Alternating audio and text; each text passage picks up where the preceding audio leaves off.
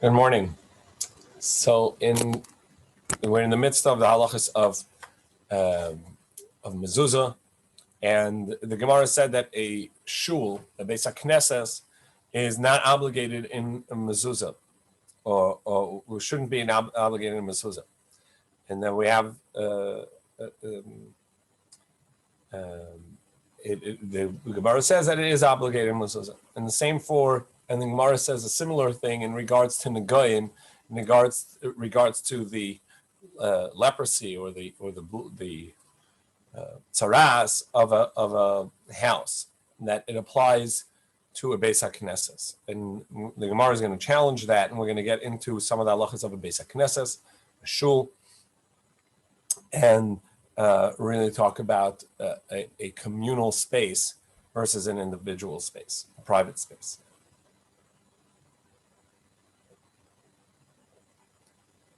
This is 6 lines from the bottom of Yud Aleph Amid Beis, 11b, 6 lines from the bottom in the middle of the line. Beis haknesses mi matame benegoy. Does a beis haknesses really become tame with a nega, with a tzaras, a leprosy? V'atani we learned yochol yiyu bate knesius bate midrashas matame benegoy.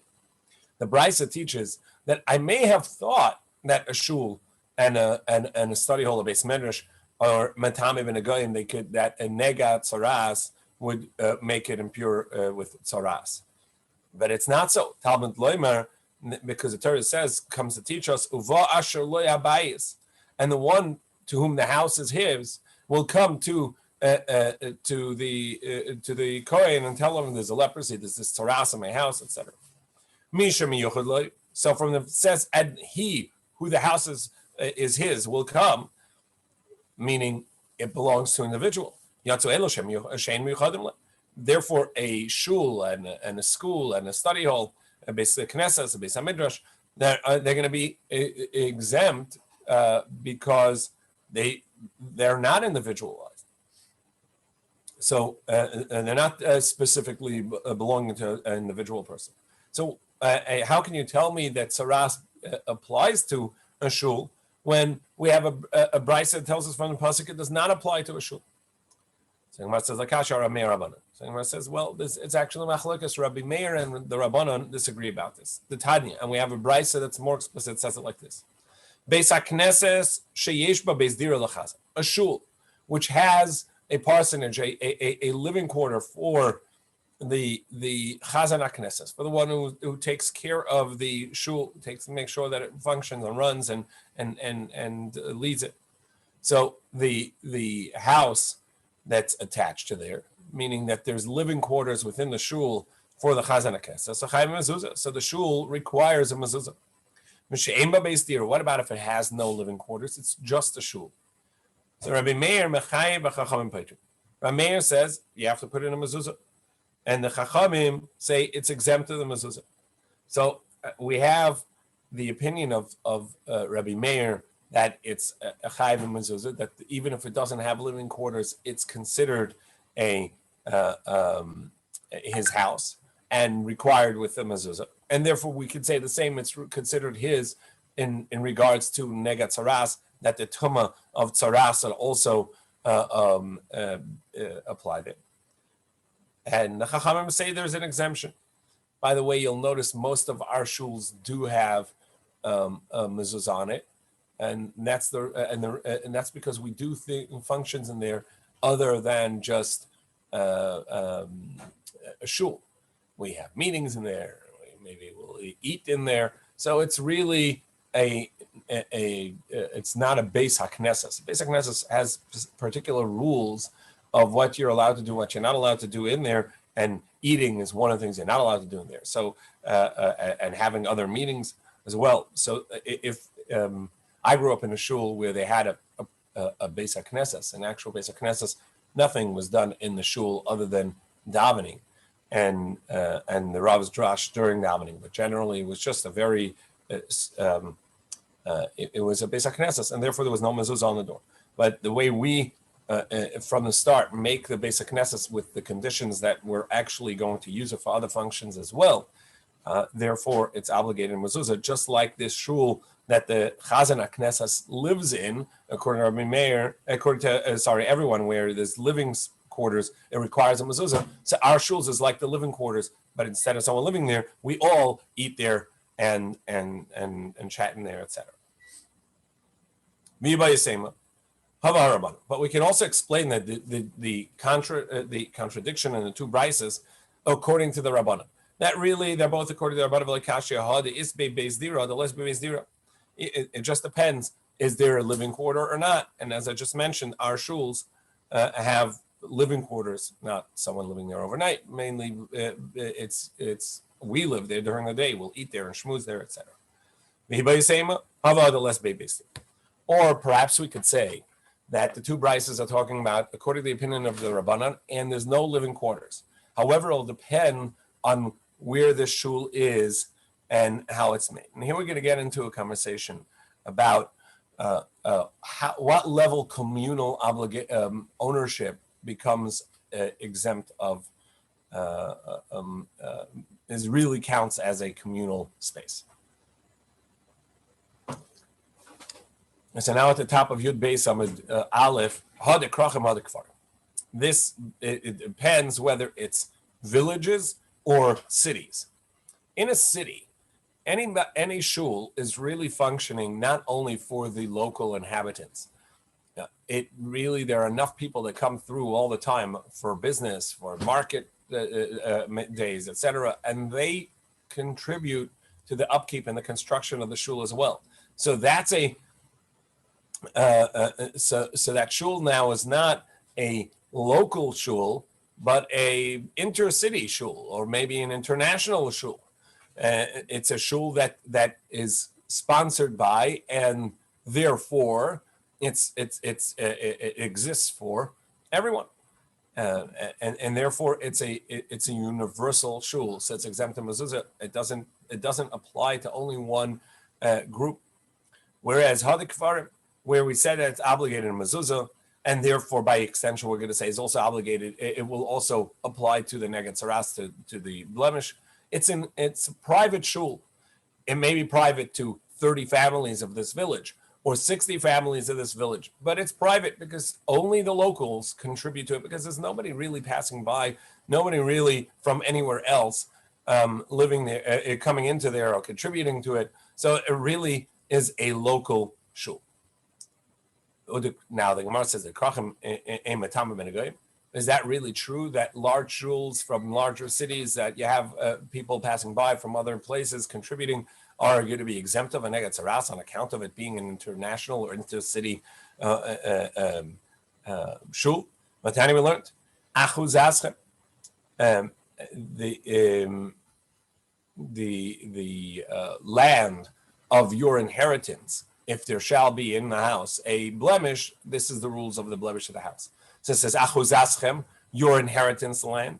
Matama ben hagoyim, that's where the Tumen hagoyim applies. But in Yerushalayim, Matama ben hagoyim, but Yerushalayim being the universal city of Am Yisrael, and as we're going to see, we're now going to enter in a machlokes whether or not Yerushalayim was a part of one of the tribe's lands. It belonged to a particular shevet, or do we say that Yerushalayim did not have its own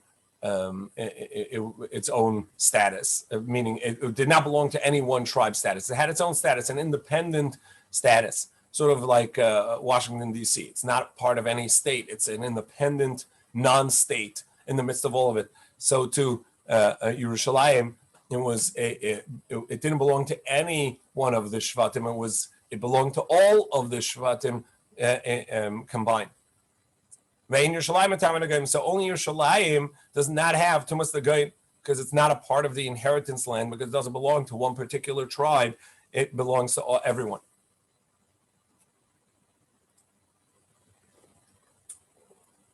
In any case, we see that all of your inheritance land, even a shul, as long as not Yerushalayim, which belongs to everyone proper, all the other places were subject to the rules of Nagayim. Amar Yehuda, ani lo shemati ela makom mekudash bova, makom mikdash bova. Rabbi Yehuda says, actually, not even Yerushalayim is exempt, because even Yerushalayim was a part of a particular tribe. It's only the Beis HaMikdash space itself that is exempt. In any case, a Bati Knesset is about the Midrash is mitamin. But what we see according to Rabbi Yehuda and for sure according to Chachamim, that Bati Knesset is about the Midrashes, that shuls and study halls, schools, etc., mitamin minagayim, the rules of Negat Saras on a house would apply. The Avakav, the Krachim Nenu, and even in the big cities, because Rabbi Yehuda said even Yerushalayim, which is a big city, but we see he's only making an exemption for the Beis HaMikdash itself.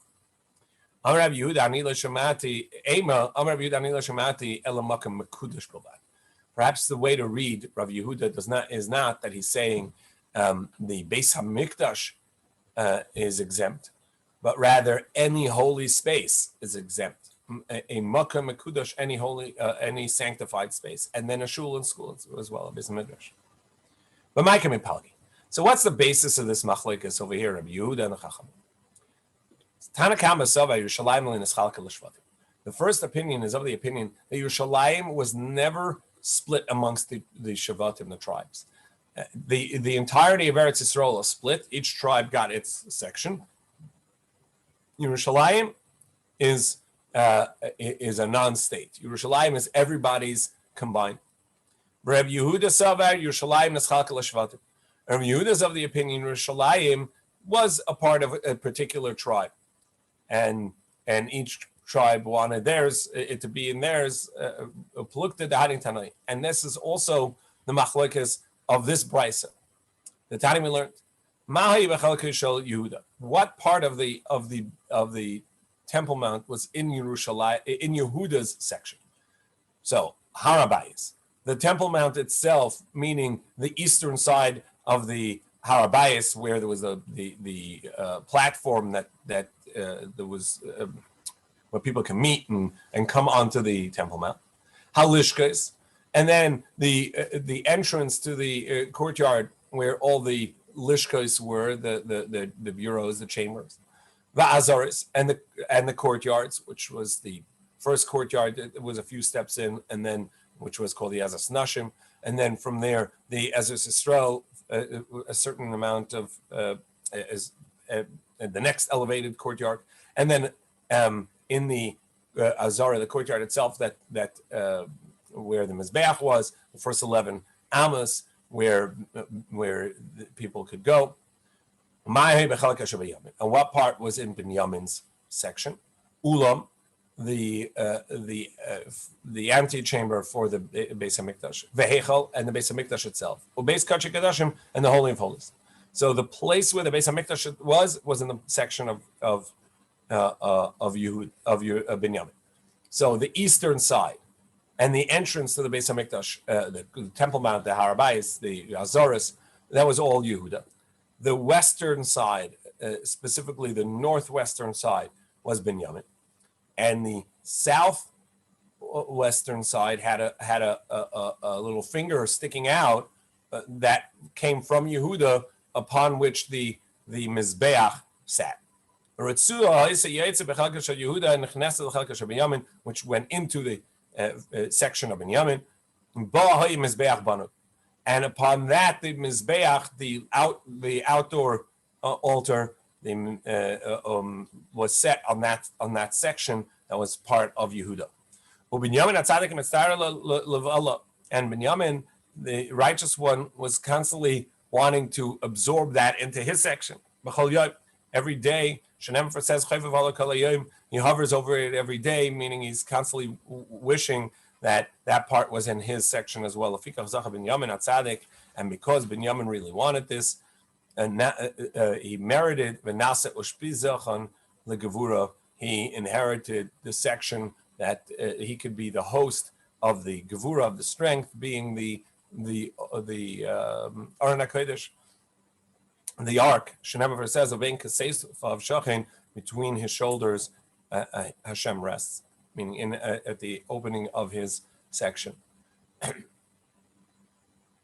So we have this opinion that says that actually Yerushalayim and the Beis Hamikdash itself were part of tribal land, part of a particular shevet. However, this coming brisa is of the opinion Yerushalayim was not split amongst the tribes, and rather it was a universal city for all of the shvatim, all of the tribes.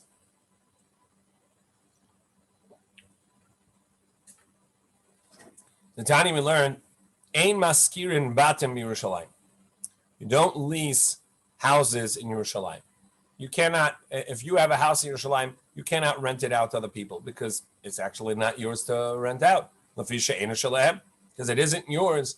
It really, everything in Yerushalayim belongs to everyone and all the Jews. Rabbi Lezer, Rabbi Shimon, Rabbi Shimon says, Afle mitos. Can't even lease a bed in a room. Yeah, it doesn't belong to you. Lefikach, and therefore, Iris Kachim, the hides of Kachim. So somebody comes from another city, comes to Yerushalayim to bring a korban, and the hides of that korban, be it a yantav korban, a shlamim, a shamech chagiga, or from a l'regel. So they would eat it in Yerushalayim, and there was the leftover hides. So what would they do with it? So they would go to the hosts. So bale eshbezichnin neit they would take them. I don't know why they would take them again by force. I'm unclear to why they would take them, have any right more than them to give it to the people that want to. But they would take, that was the way they would do it, they would take them. In any case, what we see is that Yerushalayim belonged to everybody equally. So now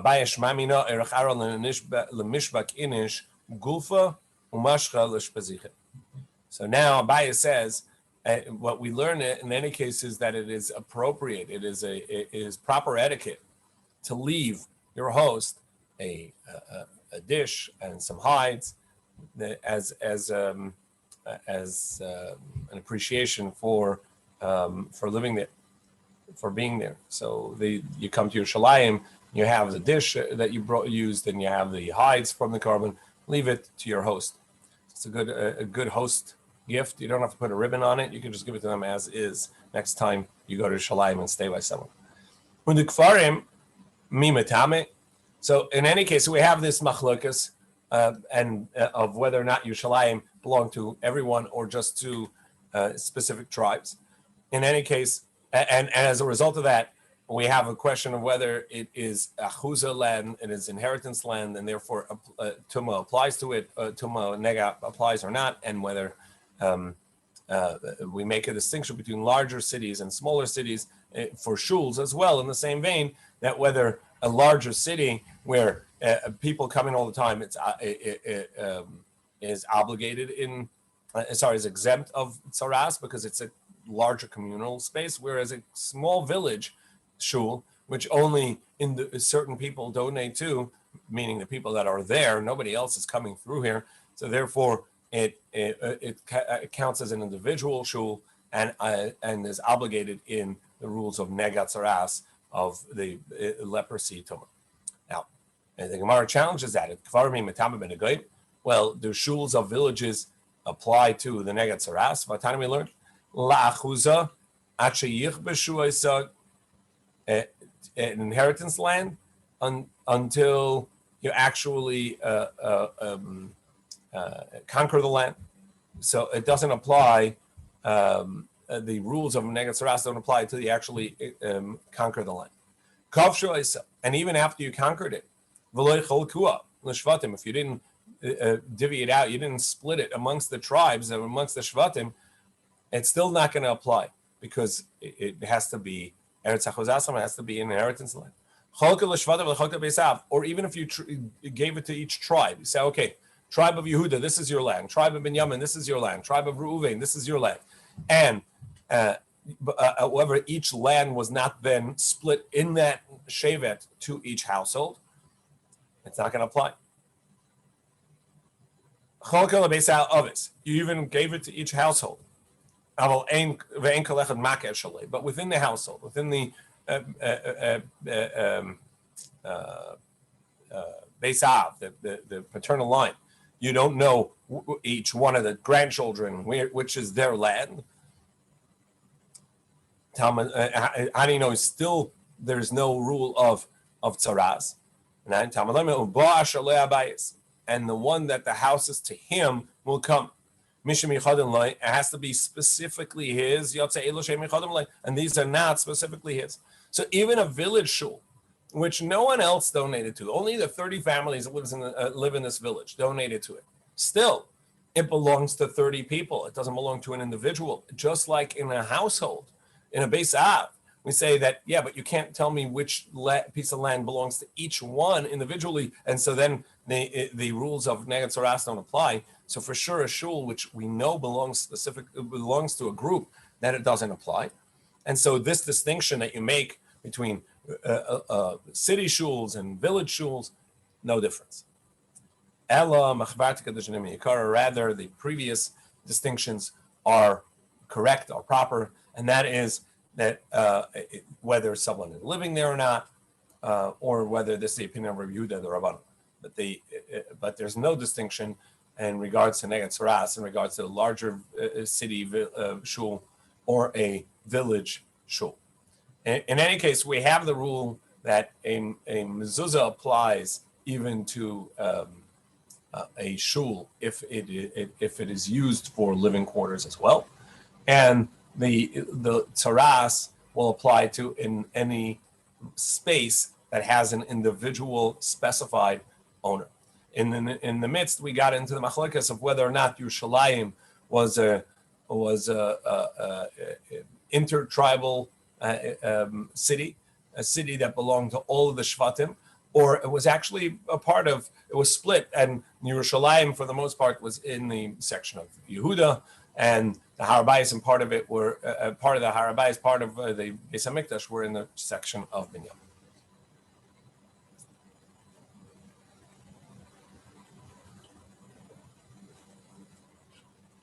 So this completes the section on the Lishkas Barhedrin, the bureau where the Kohen Gadol was set aside, and the setting aside of the Kohen Gadol. And we're going to get into the Mishnah, back to the Mishnah, where it says that there was a deputy Kohen, a separate Kohen set to become Kohen Gadol should the current Kohen Gadol need a replacement.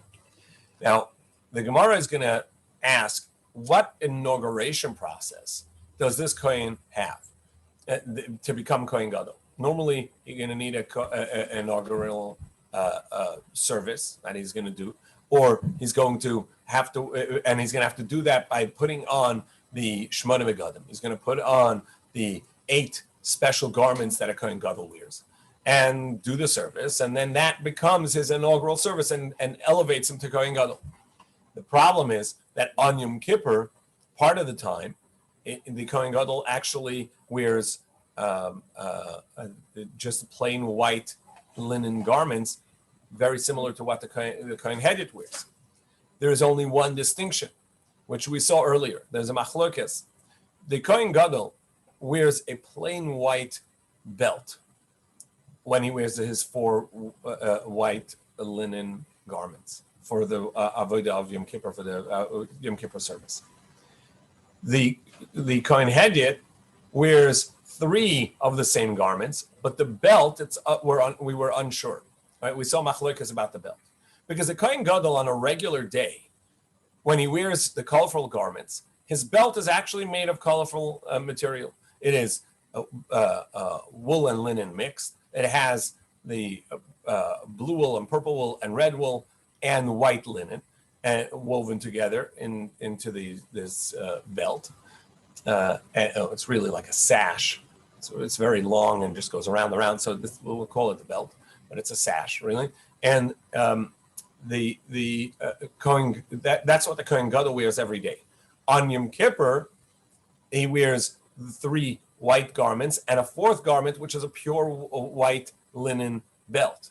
The question is the Kohen Hedjit, a regular Kohen, every day of the year, what does he wear? Does he wear the belt like the all year round Kohen Gadol, or like the Yom Kippur Kohen Gadol? And it's relevant for our conversation of what is the inaugural service, because if all year round the Kohen, regular Kohen, wears a belt like the Kohen wears, like the Kohen Gadol wears all year round, meaning a colorful shot in his belt. So then this Kohen normally wears, is wearing his 3 linen garments that are pure white, but he normally would wear a colorful belt. And now for Yom Kippur, he takes that off and puts on the white belt, which only the Kohen Gadol wears only on Yom Kippur. Okay, so that's an inaugural part of the service. But if he's wearing the white belt all year round that the Kohen Gadol wears on Yom Kippur, the same thing is what he wears, that same white belt all year round, just plain white garments, including the belt. Well, then,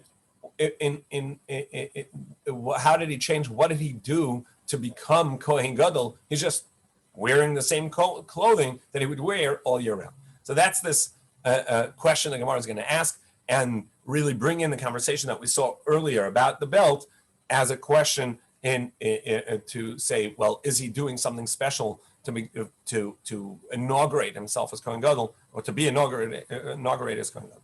So pshita, by psul. It's obvious if the invalidation happened to the original Kohen Gadol, Kodem Tamid Shachar, before the morning Tamid, the daily offering, which is a non-Yom Kippur specific service, and so he's going to wear his Shmona Begadim, his regular Kohen Gadol clothing. So that's his inaugural service. He's going to put on the clothing of the Kohen Gadol for the Tamid Shal Shachar, the morning service, and that is and he becomes inaugurated as a Kohen Gadol by wearing those garments. However, but after the services of the daily services, it says the morning Tamid, the Ola that's brought in the morning, but really there are more things done in the golden garments, but it means after the golden garments, and now he's up to the Yom Kippur service. And at that point, he's just wearing the same white garments that he was wearing all year round. So in what avodah and in what clothing is he going to be inaugurated? Rabbi says, well, what about the belt? So Gemara says, that's great. That's fine, according to the opinion that the Kohen Gadol's all year round colorful belt is the same belt that the Kohen Hedjit wears all year round. And therefore, this minor Kohen, this Kohen Hedjit, who's now becoming Kohen Gadol, he takes off his colorful belt, puts on a plain white belt, which only the Kohen Gadol wears only on Yom Kippur. And that tells everybody, and that tells him, right, that's an inaugural avodah of a Kohen Gadol, because he's a Kohen Gadol because he's wearing the belt that only a Kohen Gadol wears. However, according to the opinion that says the colorful shot in his belt that the Kohen Gadol wears all year round is not the belt that the regular Kohen, the Kohen Hedjit wears. He rather he wears a plain white belt like the Kohen Gadol on Yom Kippur. So in this way, he's done nothing special. So how does he become inaugurated as Kohen Gadol? He looks and he's just wearing exactly the same things that he was wearing all year, and now he's coming to do the avodah of Yom Kippur. He's not been inaugurated. So Abaye says, you're right. He has to put on the 8 garments of the Kohen Gadol as a way to inaugurate him, and does a minor service, minor thing, such as taking a fork, taking a larger fork, basically like a grill tool, and he'll flip one of the parts of the morning service that are on the fire already on the mizbeach, and cause it to burn up faster, and that counts as a part of the service because he's mekariv, he's bringing closer the consumption of the fire of that part that's put on the mizbeach, and so that's it's not a necessary service, but it is a part of the service, and so therefore that will count as his inaugural avodah. Like Rav Huna said, Amar Rav Huna Zar, that a non-Kohen who takes such a fork and he moves a piece of meat on the fire that's already on the fire, and he moves it on the fire where it's going to burn up quicker, that he has transgressed the Torah prohibition, the capital punishment prohibition, not based on capital punishment, but from Shemaim capital punishment, but a severe prohibition of changing of doing a service in the Beis Hamikdash. So we see it counts as a service. So Abaye says the Kohen Gadol is going to put on his 8 garments to show that he's Kohen Gadol, to inaugurate as Kohen Gadol, do a minor service, not a necessary, but nevertheless a minor service, and that is his inaugural avodah. And then he can change back into the white clothing and do his service as a Kohen Gadol in the special white clothing of Yom Kippur, even though it's what he was wearing 5 minutes ago. Rav Papa says, and now we go to Yud Beis Amud Beis, Avodah Mechan Chasei. No, you're right. He doesn't have to have a special inauguration of the special clothing of Yom Kippur, special clothing of a Kohen Gadol. Just the very fact that he's doing Yom Kippur service, which only a Kohen Gadol does, that's enough to make him inaugurate him as Kohen Gadol, because a Kohen Hedyot, a minor Kohen, is not allowed to do that. Mila Tanya, did we not learn all the vessels that Moshe made when he made the Mishkan, when he made the tabernacle, the Mishkan, Mishichasan, Mekachasan. It's the anointment of those with oils, that of those vessels that made them holy. That was the Mekadesh, the anointment of the oils. However, from there on, they no longer anointed the vessels with oil, but rather usage in a service is what made it Kaddish. So to here, the very fact that he's doing a service that only a Kohen Gadol is allowed to do, a Kohen Hedyot is not allowed to do, that by definition elevates him to Kohen Gadol because he's doing a service that only a Kohen Gadol could do. So when Rav Dimi came from Eretz Yisrael to Bavel, and we talked about this many times, Rav Dimi traveled from Bavel to Eretz Yisrael and back to constantly cross-pollinate the teachings of the 2 yeshivas in Bavel and Eretz Yisrael, the 2 places. And so when he came back once, he said, Omar, Avneta shel Kohen Hedyot, Rebbe Rabbi Elazar Rebbe Shimon. The belt of the Kohen Hedyot, what this belt of the minor Kohen was, as we talked about, was it a white linen belt like the Kohen Gadol wore on Yom Kippur, or was it a colorful belt like the Kohen Gadol wore all year round? Is a machlokas between Rebbe and Rebbe Elazar Rebbe Shimon. Chad Amar Shel Kilayim. One says it's like the colorful garment that the Kohen Gadol wore all year round, the colorful belt that the Kohen Gadol wore all year round. That was kilayim, that was made of wool and linen, which is prohibited outside of, besides for in this mitzvah. And one said, no, it was a plain linen white garment like the Kohen Gadol wore on Yom Kippur. So either way, the minor Kohen shared a belt with the Kohen Gadol, the type of belt. It was either they shared the belt with the Kohen Gadol's year-round belt, so they wore a pure white linen garments with a colorful belt made of wool and linen, different colors, wool and linen. And the other says, no, just as the Kohen Gadol wore a plain white belt on Yom Kippur, the Kohen Hedyot wore a plain white belt all year round, white linen. Let's prove that Rabbi Yehuda Hanassi is the one that said that the kilayim belt, the wool and linen mixture belt, is the one that the simple Kohen, the regular Kohen, wore. The time we learned. Rebbe says there's no distinction between the Kohen Gadol and the minor Kohen, besides for the belt. So you see that Rebbe says that the belt was distinct, meaning from the regular Kohen all year round, that was the belt. Now, the Gemara is going to explain what the proof is. Rabbi Elazar Bar Shimon Rabbi Elazar Bar Shimon says, no, even the belt wasn't distinct. Now, Amos, when is Rebbe talking about that? He says there's no distinction between the Kohen Gadol and the Kohen Hedyot. Now, clearly that's not talking about it all year round.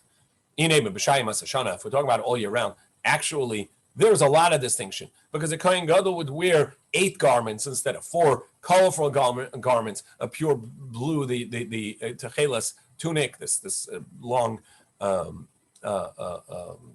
over coat, and the golden tzitz on his forehead, the choshen, the breastplate that was colorful with gemstones in it. Of course, there are many distinctions, right? So you can't be talking about the Kohen Gadol year round and the Kohen Gadol and the minor Kohen. Kohen Gadol Mashamash B'Shmoina, because the Kohen Gadol had 8 garments and they were elaborate. Behediyat Ba'arba, and he only wore 4.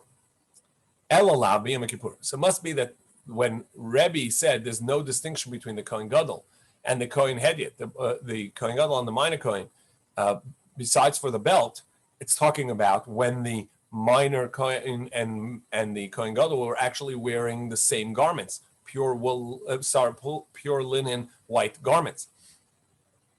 And that's on Yom Kippur. And he says that there was a distinction in the belt, meaning that the Kohen Gadol's pure white belt is not the belt that the Kohen Hediyat was wearing. Again, from the fact that he says there's no distinction means it must be talking about that the Kohen Gadol's we're talking about the Kohen Gadol's Yom Kippur garments, because that's the only time it actually is very similar to the regular Kohen's garments. And he says the belt is distinct, meaning that the regular Kohen's belt all year round is like the Kohen Gadol's belt all year round, colorful and wool and linen. So Amri Elalabim Kippur. So he says, no, I must tell you that really Rebbe's talking about all year round. And he's not talking about the special garments the Kohen is talking about. He's talking about the ones that are equal. That's where he's making a distinction. And he's saying, in all the garments that the minor Kohen and major Kohen and the Kohen Gadol have the same, there the belt is still distinct. And maybe if that's what he means, so then maybe his opinion is that the minor Kohen wore a white belt, whereas the Kohen Gadol wore a colorful belt. So still we don't know who said which, but what we know is that there's a machlokas whether the minor Kohen had the same belt as the Kohen had all year round, a colorful wool linen belt, or the other opinion says no, he has the same white belt, white linen belt that the Kohen Gadol wore on Yom Kippur. Kiyasa Ravin also would travel from Bavel to Eretz Yisrael and back to teach the teachings of the academies. When Ravin came, he said, "Amar Rav Neta shel Kohen Gadol b'Yom Kippurim divrei kol shel butz." So he said the same halacha, but he said it in organized differently. He says that the Kohen Gadol's garment, the belt of the Kohen Gadol on Yom Kippur, no question, everybody agrees it's white linen. The belt of the Kohen Gadol, the high priest, all year round, no question, everybody agrees, is a colorful wool linen garment. So what's the machlokas about? The machlokas is only about this. It's about the belt of the minor Kohen. And for the minor Kohen, there's no distinction of Yom Kippur or all year round. So it was a question all year round and Yom Kippur, the belt of the minor Kohen, what was it? Sure, Rebbe Omer, and he says clearly that this is the opinion of Rebbe Yehuda Nasi. Rebbe Omer shall kilayim.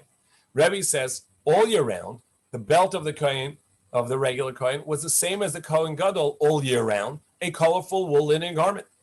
Rabbi Elazar Shimon Omer shall butz. Rabbi Elazar Shimon says no. Just like the 3 other garments of the minor Kohen are pure white linens, so too the belt is pure white linen, like the Kohen Gadol on Yom Kippur. Rav Nachman Yitzchak says, indeed, we have a brisa that says similar, that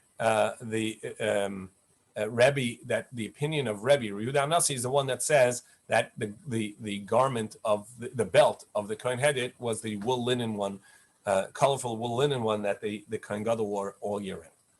Because it says in the Torah that Michnas Bad Yilbash al Basar. It says the Kohen should put on his garments of linen, and a linen pants he shall wear on his flesh. Now it already says he's wearing it, so why do we have to say again that he's wearing? So al basara, he will wear it on his body. Matam and yilbash. Why does it say he shall wear it? Lahavi mitznefes va'avnet la'aram hasadesh. To tell you that he has that he has to wear the lavash and yilbash. Says is more to wear than just the pants mentioned, because it also has to wear. He also has to wear the belt and the hat. Divrei Rabbi Yehuda. That's what Rabbi Yehuda says. Rabbi Deisei Eimer Lahavi Big Day Kohen Gadol B'Yom Kippurim Shenk Shem LeKohen Hedim.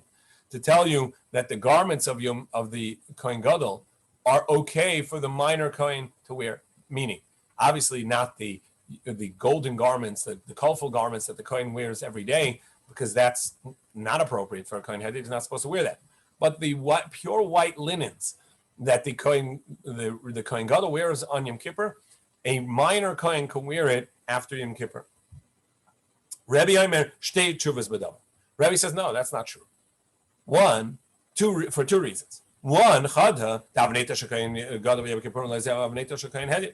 One, the belt that the Kohen Gadol wears on Yom Kippur is pure white. That's not the belt that the Kohen, the minor Kohen, the regular Kohen would wear all year round, because he wears a colorful belt like the Kohen Gadol's all year round belt. So we see again, Rebbe is the one that says that the minor Kohen wore the colorful wool linen belt. And besides, he says there's another problem with the minor Kohen wearing the Kohen Gadol's garments of Yom Kippur. We know anything in Kedusha and holiness, we only elevate to the next level. We never bring something down. And so over here, the Kohen Gadol, which wore this in Kedusha on Yom Kippur going into the Holy of Holies, you're going to bring that down to a minor Kohen's level to wear on the in the service, in the regular day service? So rather, why does it say Yilbash that you should wear he should wear these garments, right? It says an additional time that he will put on the pants and wear these garments. Rabbi says to tell you that even worn out, even old garments are going to be permissible for him to wear to do the avodah. As Rabbi Tzvi said, we learned that the Kohen Gadol will put them away, that they require geniza, and the garments of Yom Kippur, once he took it out, he has to place them there and be set aside. And Rabbi Deisa Eimer Shalei Yishtamish B'Hem Yom Kippur. And Rabbi Deisa says that he may not wear it anymore for another Yom Kippur. And meaning the other garments are allowed to be worn another time as well. So we'll revisit this Shabbos afternoon, Be'ez Hashem, and continue in the next Gemara of what to do with the Kohen Gadol after he was inaugurated on